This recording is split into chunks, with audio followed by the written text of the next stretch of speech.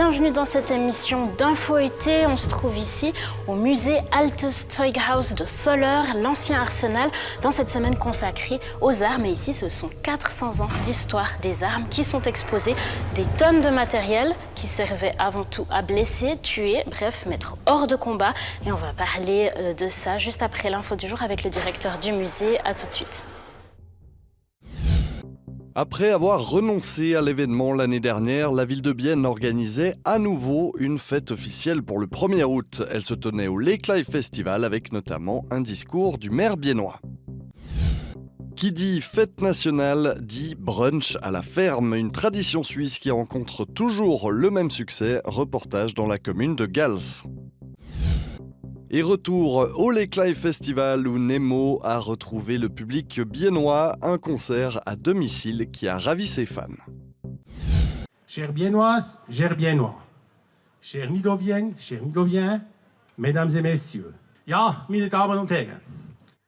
Pour célébrer le 1er août, le maire de Bienne prononce un discours bilingue d'une dizaine de minutes. Civisme, vivre ensemble et coopération internationale sont les maîtres mots de son allocution.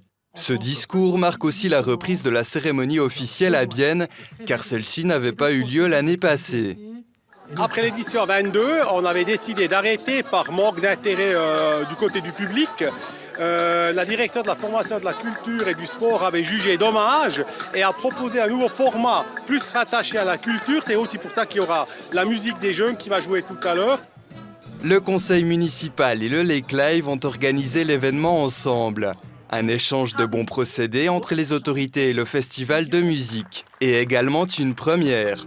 Pour nous, notre but est toujours d'unir la région et d'être une plateforme pour toute la région avec le Lake Life. On a des acteurs du sport, culture et la musique et ça fait vraiment du sens de donner cette plateforme à tout le monde. Fin juillet, début août, la ville de Bienne est vide, les gens sont en vacances. Ceux qui sont là, ils sont au bord du lac, au Lake Life. Et donc, si on veut arriver vers les gens avec la fête du 1er août, il faut aller là où ils sont.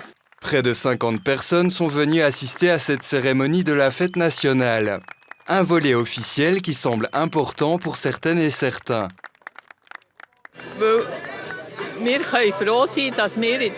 Parce qu'on peut être content de vivre en Suisse et qu'il faut aussi le montrer. On ne peut pas simplement se dire que ça nous est égal. C'est important de montrer sa présence ici.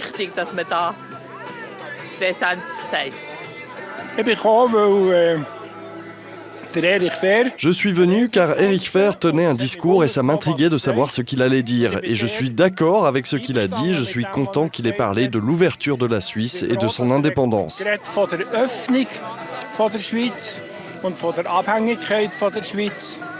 Chose étonnante, bien qu'Eric Fehr est maire de la ville de Bienne depuis 2011, c'est son premier discours pour le 1er août. Auparavant, il laissait le micro à des personnes invitées. C'est par ailleurs sa dernière allocution pour la fête nationale. Eric Fehr ne se représentera pas aux prochaines élections en septembre et mettra un terme à sa carrière politique. J'en aurais fait 3 des discours du 1er août à Bienne. Le premier, le dernier, l'unique. Apparemment, avec mes mots, si j'entends les échos du public, j'ai touché les gens. C'est ce que je voulais réussir, donc je suis satisfait. Et après les mots, la musique. La Société de la musique des jeunes de Bienne donne un concert pour la suite des festivités.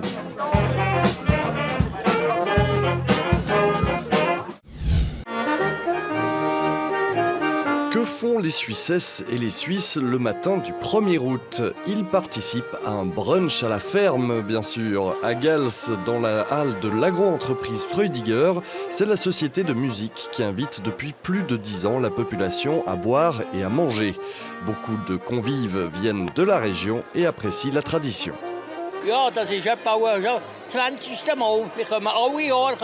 Ouais, ça doit faire la 20e fois qu'on vient. On fait ça chaque année, on se réunit, on n'a pas besoin de préparer le petit déjeuner. On peut manger simplement et c'est très bon ici. Donc ça me plaît et à ma femme aussi.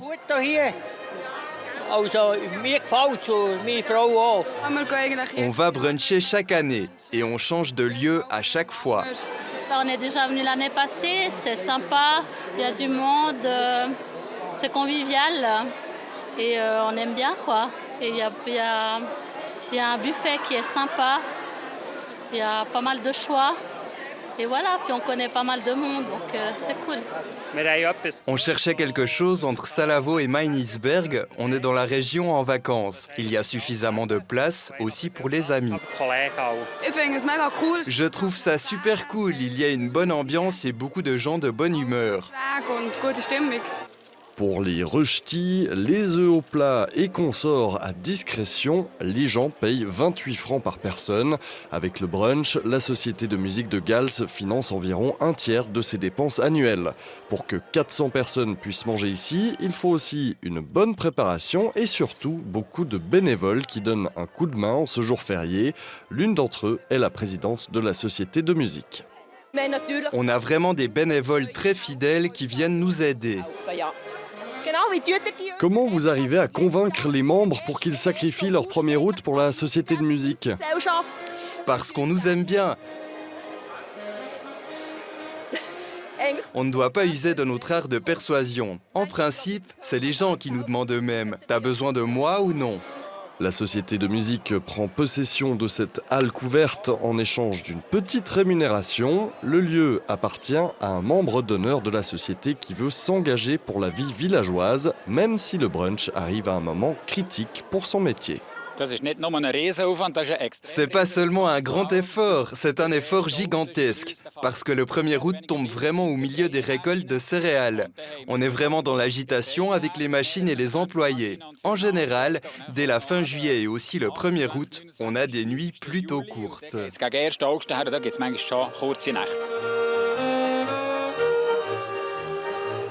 Cette année encore, le brunch a affiché complet. Pour la société de musique, c'est donc une entame réussie en ce jour de fête nationale.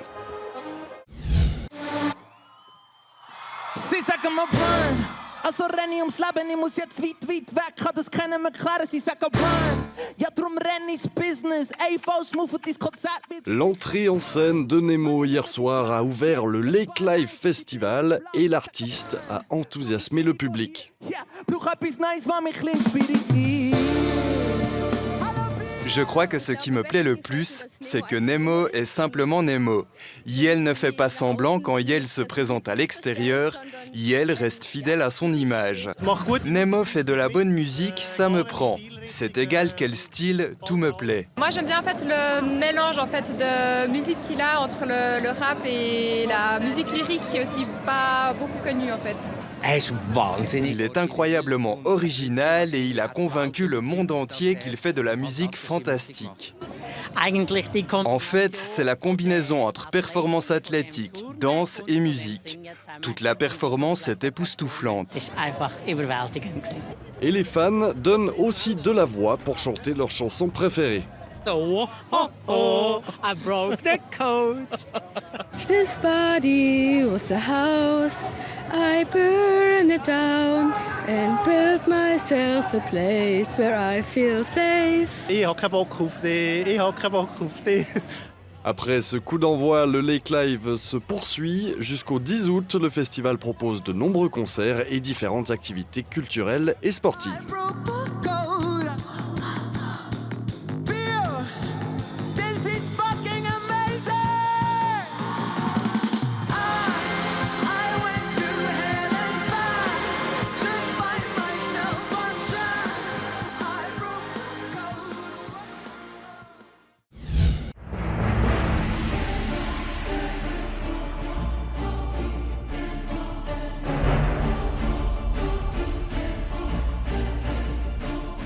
On est toujours au musée Altes Zeughaus de Zoller, le musée de l'ancien arsenal. Avec Adrian Bachon, vous êtes le directeur. On va parler des armes à feu et on se demande aussi, pour commencer, quand est-ce que les premières armes à feu ont été utilisées ici dans la région? Also man kann von den historischen Quellen her sehen, dans les sources historiques, on apprend que pendant la guerre de Berthoud, à la fin du XIVe siècle, de l'artillerie lourde a été employée dans la région pour la première fois. Des canons, des gros calibres, mais aussi des armes de poing. On peut s'imaginer des petits canons portables qu'une personne pouvait transporter seule, par exemple. Wo man sich vorstellen wie kleine tragbare Kanonen, wo eine Person bedienen beispielsweise. Est-ce que ça représente une révolution dans la manière de se battre à l'époque, donc au XIVe siècle? Auf jeden Fall kann man dann so sagen, dass das etwas Neues war, etwas erschreckend Neues, kann man auch so sagen. En tous les cas, on peut dire que c'était quelque chose de nouveau, une nouveauté effrayante même. L'entrée en jeu des armes à feu permettait de faire de plus gros dégâts. Dans le cas d'un siège, par exemple, elles étaient plus efficaces que les machines qu'on utilisait jusque-là. Les armes de poing qu'on pouvait transporter comme des petits canons étaient des armes destinées à semer la terreur. Ça pète et tout à coup quelqu'un s'effondre. On ne voit pas voler une flèche d'arc ou d'arbalète. Tout à coup, quelqu'un a une balle dans le corps. Die Idee wie von einer Terrorwaffe da ist, es klopft, es tätscht, irgendwo geht jemand um.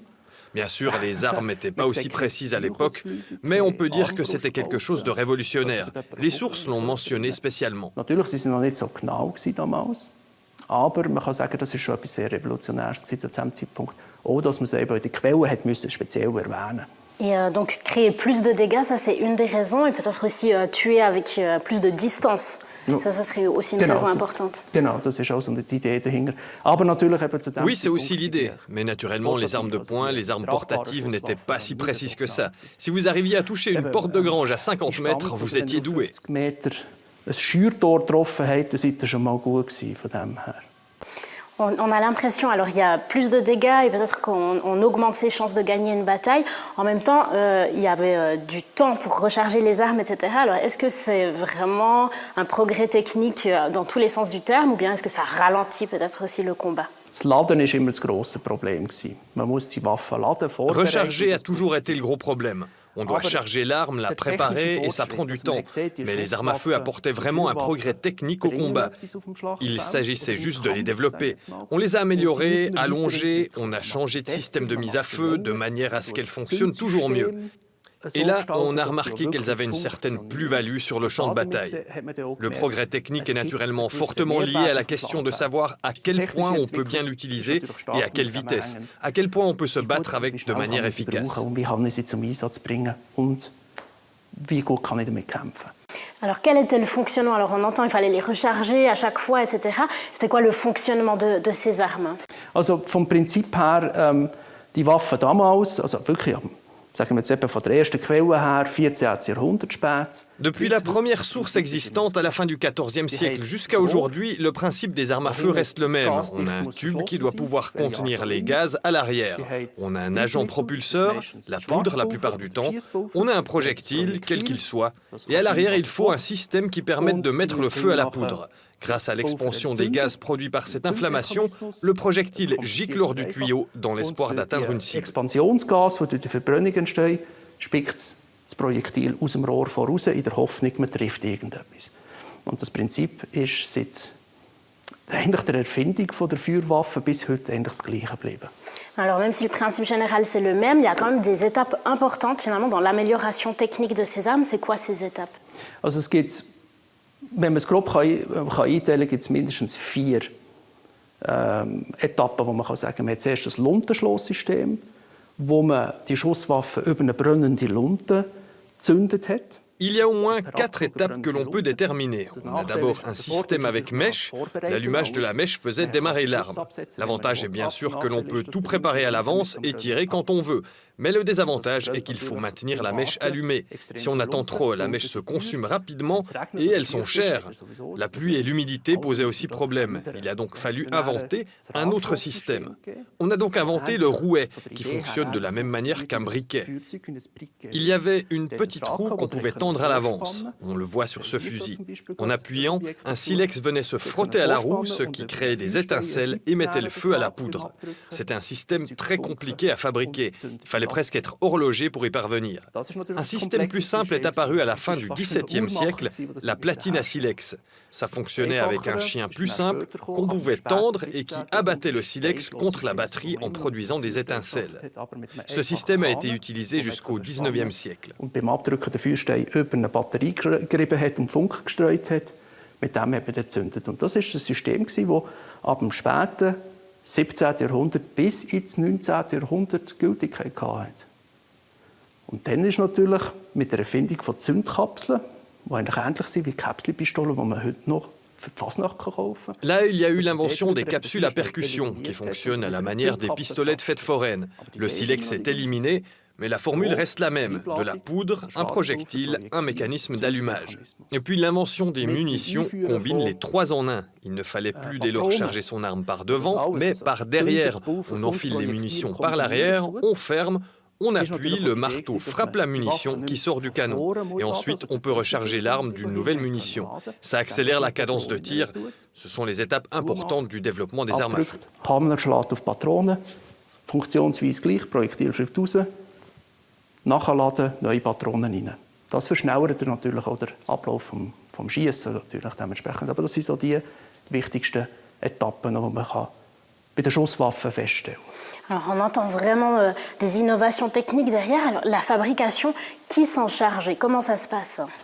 Der die Waffen gemacht hat, die Schusswaffe, war der Büchsenmacher. Und der Büchsenmacher war ein spezieller Waffenproduzent. Les armuriers étaient les spécialistes de la fabrication de ces armes. Ce qui est complexe dans la fabrication d'armes à feu, c'est la culasse et le canon. Le canon ne doit pas vous exploser à la tête. L'armurier doit fabriquer une pièce assez résistante pour contenir une petite explosion. Herzustellen, die verhält, sobald da drin eigentlich eine kleine Explosion stattfindet. Also es gibt Videos aus den 60er Jahren Il existe des vidéos des années 60 aux États-Unis où on voit la fabrication de canons à fusil comme au XVIIIe siècle. C'est un processus très complexe et long. Et pensez qu'il faut ajouter au canon encore un système de fermeture avec ressort.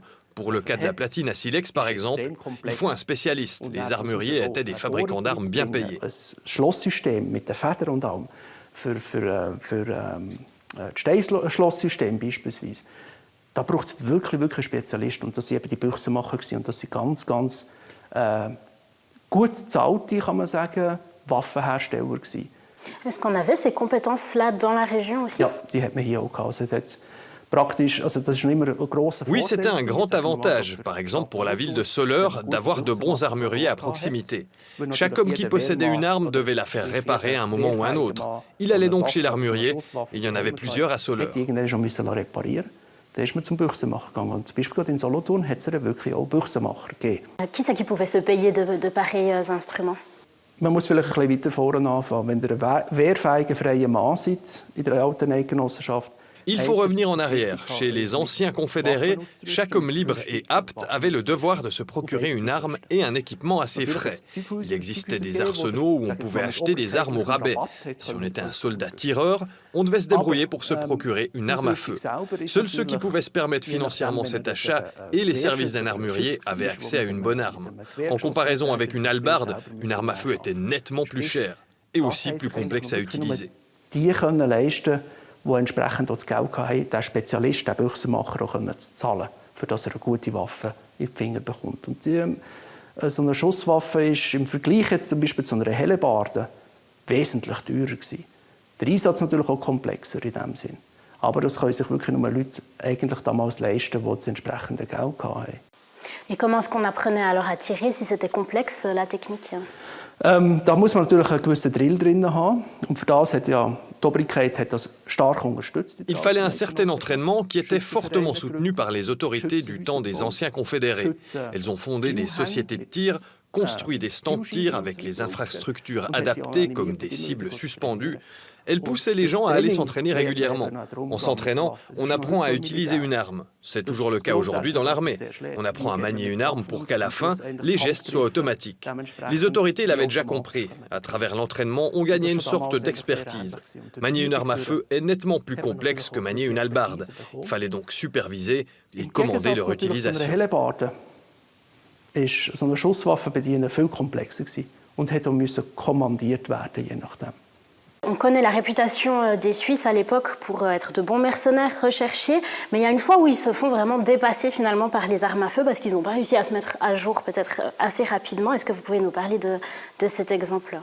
Die Idee von der Heerhäufen bei den alten Eidgenossen war so. La stratégie de bataille des anciens confédérés était de se regrouper en 3 tas d'infanterie et de foncer sur l'adversaire. La première chose à détruire, c'est l'artillerie, qui est le plus grand danger pour les troupes. Ensuite, on passe au combat rapproché contre l'infanterie et la cavalerie adverse. C'est cette tactique qu'ils ont adoptée aussi à Marignan en septembre 1515 contre les troupes du roi de France François Ier et de son général en chef Trivulzio, un Italien. Ils connaissaient la manière de combattre des Suisses, qui était toujours la même. Ils ont donc créé des obstacles sur le champ de bataille. des rivières, des fossés, etc. Les anciens confédérés ont donc été ralentis, ce qui a donné le temps à leur adversaire de leur tirer dessus. Un témoignage d'un certain Steiner de Thun, qui a participé à cette bataille, raconte qu'au moment de s'élancer, un terrible tonnerre retentit. Wir laufen voraus und dann auf einmal klopft es vornach wie ein riesiges Donnerwetter. Les adversaires tiraient avec tout ce qu'ils avaient sur eux, des canons, des armes de poing, des arbalètes, tout, alors que les Suisses mobilisaient tous leurs efforts pour se rapprocher. Des hommes s'effondrent, rangée après rangée. C'est un événement traumatisant pour lui. Merci beaucoup pour vos éclairages, Adrian Bachung. Sehr gerne.